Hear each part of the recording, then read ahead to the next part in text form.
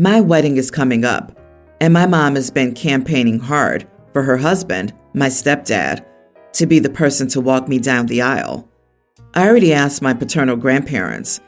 My mom knew I would ask them and knew when I had, but she's not given up on her desire for me to ask her husband. The other day, she told me that it would make the most sense, and she felt like he was the correct and most worthy person to walk me down the aisle. I called her out on that and said she should be more honest about why she wants him. I know because she knows her husband and my dad hated each other, and she believes I should have been loyal to her husband over my dad. She especially thinks I should have given all my loyalty from my dad to her husband after I lost my dad at the age of 7. Background: my parents broke up, never married, and my mom got married to her husband when I was 2. My dad and her husband hated each other. I was always made aware of that fact, but it became especially bitter for me when I was 6 and my dad was diagnosed with cancer. I don't remember a lot from that time, but I do remember my mom's husband showing up to see my dad when he was in the hospital, and I remember him yelling at my dad. I know before that the two were as bad as each other, and the animosity was mutual. When my dad died, I didn't automatically start to care more or feel closer to her husband. He did try, and I think part of this hatred for my dad was that I was such a daddy's girl and never looked at him being in my life as having 2. I spent equal time with both my parents when Dad was alive. I never got closer to my mom's husband. He was my mom's husband and my half-sibling's dad, but even though I don't remember when I didn't know him, I never saw him as my dad. He always hated my dad too. I heard him grumble about him over the years. Even saw him spit near a photo of my dad once. Eventually, he gave up trying and decided I wasn't worth his time, which I felt was better for everyone. But my mom hates it. She hates that he's just her husband, and I haven't embraced him as my dad. She once said it can be hurtful to lose a dead man and be rejected in favor of a dead man. I asked what she meant by that, and she told me I never picked her husband over my dad and never let him feel like he won against him in one thing. I told her he had. He was still alive while my dad was gone. My mom still wants that win for her husband, especially when his hatred for my dad still burns strong. I believe my paternal grandparents are the right people to walk me. I've been close to them my entire life. My mom is mad that I called her out and tried to make her be honest. She said she was not lying and I was being rude. Am I the idiot? Not the idiot. He yelled at your dad while lying in the hospital with a terminal disease? He spit near your dad's picture? I'm surprised stepdad didn't pull out the dad's IV too. What a creep. Why would your mom expect you not to hold this man's actions against him? Her irrational expectations should tell you exactly how much weight her opinion should have for you. Your mom is operating under the mistaken assumption that since the hatred wasn't directed at you, it can't have really hurt you. If you haven't, it's time to correct her perception. Please go with your gut and have your paternal grandparents walk you down the aisle. Frankly, your stepdad is lucky he's invited after the disrespect he showed your father. What was even the reason for the hatred on his part? According to my maternal grandma, it goes back to the very beginning of my mom's relationship with her husband. My paternal grandparents had said my mom asked my dad if her then boyfriend could adopt me, and he was only in her life for a few weeks at that point. And when dad said no, he held it against my dad. They said mom's husband appeared to forever hate that my dad was in my life and raising me. Also, dad thought of me when he was dying and set up a trust for me with all the money he could save for me so I could have some stability in the future. He left my grandparents protecting it, and he left a letter for me to know his thoughts on what the money was for. That's some interesting background, and I would like to know if that feeds into the narrative for your stepdad. There's nothing like financials to make people dislike you, and your father protected your inheritance from anyone else touching it by putting it in that trust for you. I hate to read into things, but could it be possible your stepfather wanted the money? I know kids may not realize, but if they were in a poor financial position and there was money that he couldn't touch, It sounds to me like your father was very smart and didn't trust your mom and stepdad with the money. This will be a short one. My sister-in-law is choosing to name her daughter America Dream. At first, I thought it was a joke, so I laughed. She's dead serious. I told her that that's a ridiculous name, and they're setting up their daughter for failure. My brother pulled me aside and said I was overreacting. My sister-in-law and brother want me to apologize. I told them I wouldn't apologize for stating a fact. That name is ridiculous. I could have been more diplomatic in my approach. This topic hits a tad close to home because I was named after an extremely obscure animated character. Thankfully, it wasn't well known growing up, so I didn't have many issues. As I got older, the obscure nature kind of became less obscure, especially in my line of work and circles. I get jokes for my name, but I'm older and can take a joke. I think for kids, it's 1,000 times worse. My sister-in-law does plan on it being a double name, just like hers. She goes by her first and middle name, and she plans to do the same for her daughter. If it was just America, I could see that. If it was Dream, I could see that. The combo together, especially with the intent to use it as a double name, is what makes it ridiculous in my opinion. So am I the idiot for telling my sister-in-law their choice of baby names is ridiculous? America Dream? Seriously? The worst I've heard is number 16 bus shelter, but this is pretty close. Their child is going to get bullied by kids named ABCDE. You are not the idiot for getting them to think about it. There's no way. That must have been a joke. That's what you name a horse running the Kentucky Derby, not a child. They're setting her up for failure. Parents who name their children things without thinking about their child's future are selfish in that regard.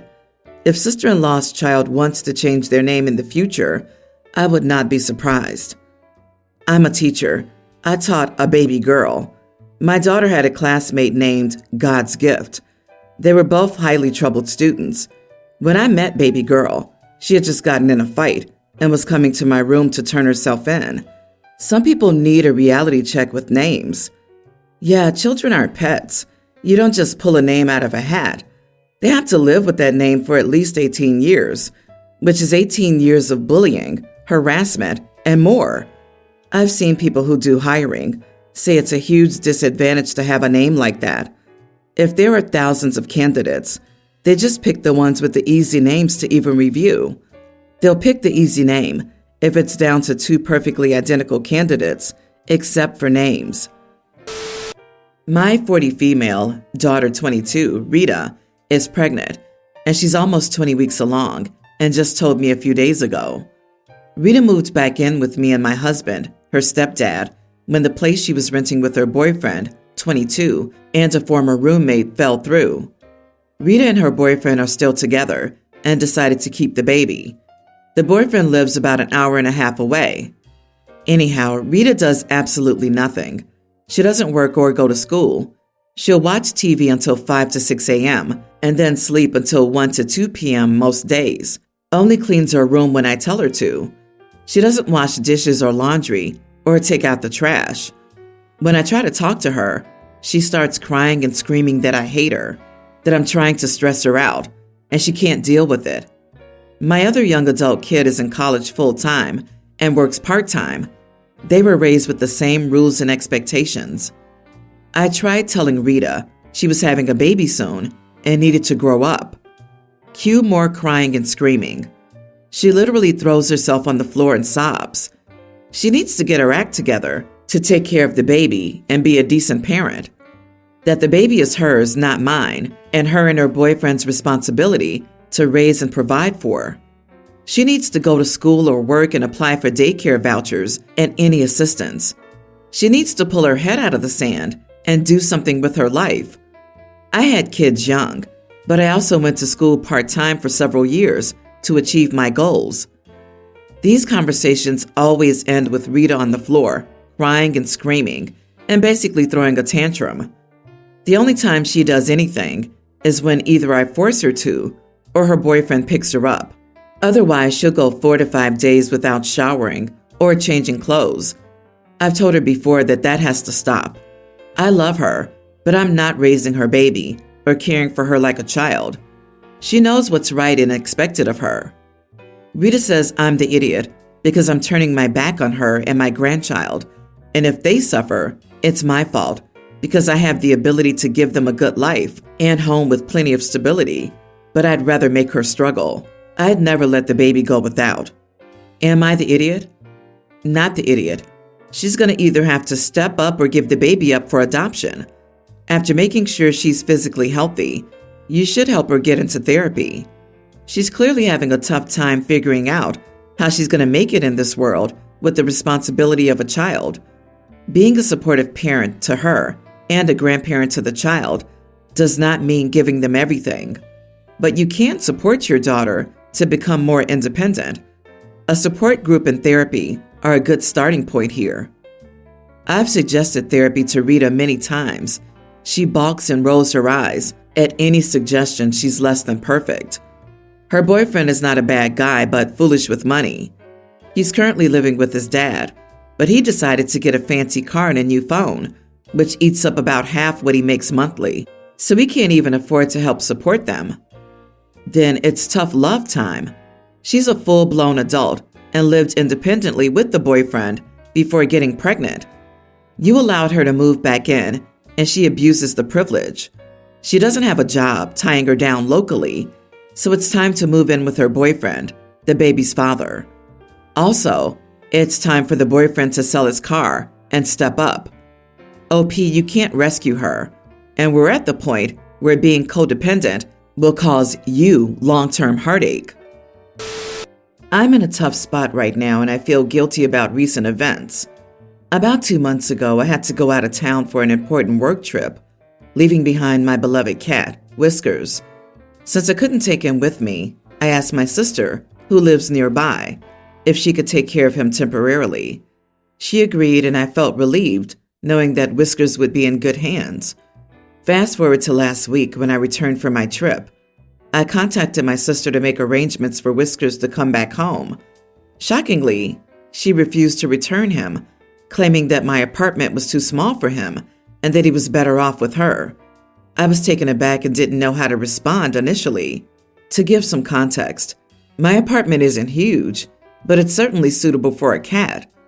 Whiskers had been living with me for 2 years, and he's always been happy and healthy. I provide him with everything he needs and ensure his well-being. There have never been any concerns about his living conditions until now. After failed attempts to reason with my sister, I felt desperate and made a decision that I now regret. I called the police to intervene and help me retrieve Whiskers. It was a drastic step, and I realize that now. The police did visit my sister's place, but unfortunately, they couldn't do much since it was a civil matter. They advised us to resolve it privately or seek legal assistance if necessary. As if the situation wasn't stressful enough, my parents got wind of what had happened, and they were absolutely livid with me. They believe I overreacted and didn't give my sister a chance to work things out amicably. They argue that calling the police was excessive and strains our family dynamic. Now I'm left feeling guilty and questioning if I went too far. Should I have tried harder to resolve this issue peacefully? Am I the idiot for involving the police and causing such turmoil in our family? I genuinely want what's best for Whiskers. Still, I fear I may have damaged my relationship with my sister and my parents. So, am I the idiot for calling the police on my sister and now facing the wrath of my parents? Not the idiot. Work things out amicably? She stole your cat. If anyone should be the one to make amends, it's her. She stole your darn cat. If someone stole my cat, calling the police would be the politest thing I'd do. My cats are my family. If someone who was supposed to be watching them refused to return them, I'd raise heck. Keep raising heck until you get your baby back. Yeah, and maybe call a lawyer and sue her. Dude, hold your horses. I think it was stupid to call the cops. They'll never get your cat for you, and you made it worse. You should have gone to your sister's house to visit the cat. Wait till she's in the bathroom. Pop the cat in the little carrier you hid outside. Take him home. Change the locks. The end. Is it too late to do that? That's exactly what I would have done. I'm sorry it happened to you. You're not the idiot. Go to see sis, apologize, hug it out, hang out with her, offer to buy her dinner the minute you have a chance, and get your cat out of there and never go back. My wife's sister and her husband have discussed possibly becoming foster parents. They have 3 of their own kids already, and sister-in-law's husband is far more eager than my sister-in-law is. Sister-in-law is perfectly aware of the fact my parents fostered when my sister and I were young, that our relationship with our parents is terrible today, and she wanted her and her husband to sit with me and discuss things from the POV of the kid who was already there. She worries about her own kids and how they could still give them a good life while helping other kids. Sister-in-law's husband told me before the talk that I could sugarcoat some stuff and not go into too many details. Most of my sister-in-law's questions were around how our parents juggled 2 kids of their own with any number of foster kids present. She wanted to know about the emotional impact, everything. Background: I was 7 and my sister was 5 when our parents set us down and said they would be helping other kids and giving them a home. They said some would be temporary, but some might be permanent. It took 18 months for them to get their first foster child. We had to be interviewed, and a bunch of stuff happened before. Quickly, my parents went from the 2 of us and adding another child to having 6 kids in the home. My parents struggled to juggle everything, and the ball was dropped on us. My sister suffered a lot more than me for it. At 19, she was diagnosed with dyslexia and dyscalculia, and that was after 10 years of the school noticing, but our parents not doing anything. She got caught in the middle of teachers giving her notes to give our parents and growing frustrated when our parents wouldn't respond or agree to meetings.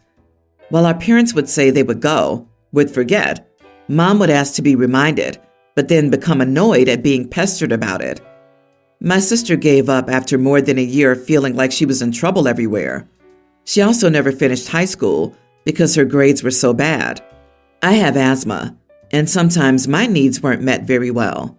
My sister tried to help by caring for some of the dust for me, but it was hard sometimes when some of the foster kids had a lot of dust on things they'd bring into our house, and I was exposed to them.